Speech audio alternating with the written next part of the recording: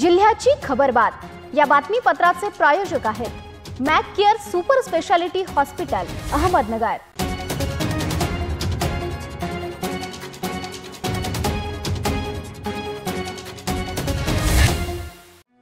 नमस्कार, मी दुर्गा। आपण पाहत आहात न्यूज 24 सह्याद्री। घेऊयात नगर जिल्ह्यातील महत्त्वपूर्ण बातम्यांचा आढावा जिल्ह्याची खबरबातमध्ये।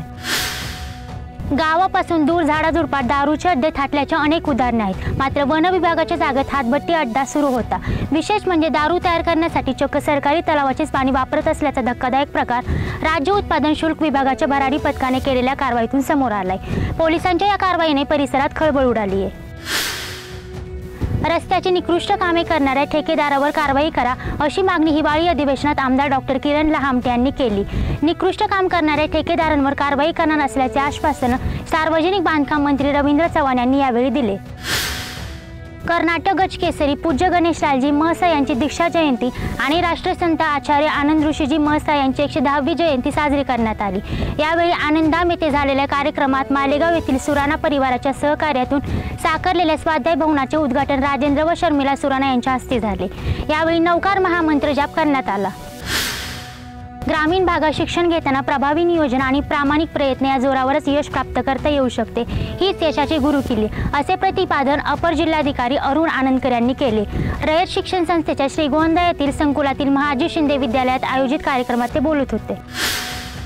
शहरात दिवसेंदिवस मोकाट कुत्र्यांची संख्या वाढ, दररोज 40 जण कुत्र्यांच्या चावांचे शिकार होत आहेत, असा मुद्दा नगरसेवक योगीराज गाडे यांनी महासभेत उपस्थित केला। त्यावर शहरात सुमारे 25,000 भटकी कुत्रे आहेत। गेल्या 2 वर्षात 12,398 कुत्र्यांचे निर्बीजीकरण करण्यात आले होते।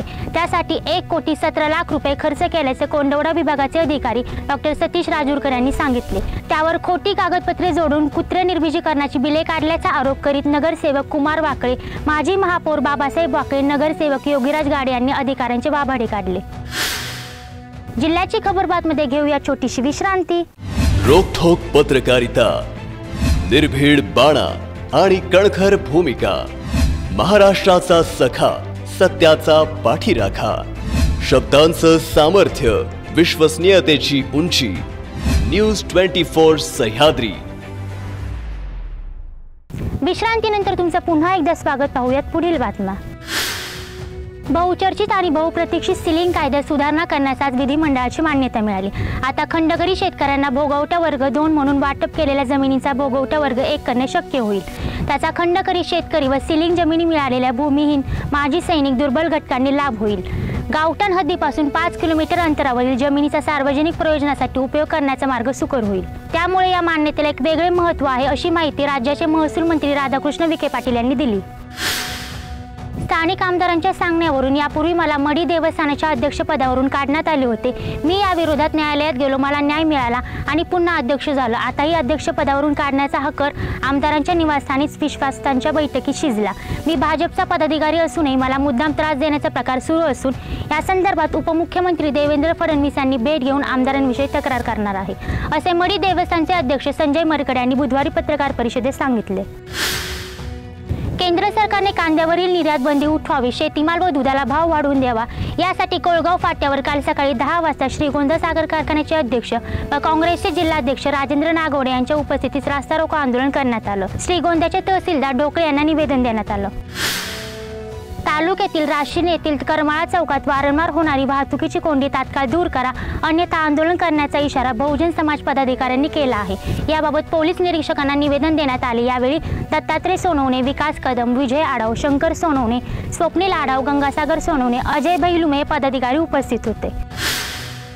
गत वर्षीच्या तुलनेत सरत्या 2023च्या वर्षी अखेरीस संगमनेर पोलीस उपविभागासाठी समाधानकारक राहिले आहे। संगमनेर शहर, तालुका, आष्टी, घारगाव, अकोले व राजूर असे 6 पोलीस ठाणे असलेल्या उपविभागाचे कार्यक्षेत्र अत्यंत विस्तारले आहे। तरी देखील सन 2022च्या तुलनेत गुन्हेगारीवर सरत्या वर्षात नियंत्रण मिळवता आले असल्याची माहिती संगमनेरचे उपविभागीय पोलीस अधिकारी सोमनाथ पागचोर यांनी दिली आहे। जिल्ह्याची खबरबातमध्ये इथेच थांबतोय, मात्र तुम्ही पाहत राहा न्यूज 24 सह्याद्री। जिल्ह्याची खबरबात या बातमीपत्राचे प्रायोजक होते Mac Care super speciality hospital Ahmednagar.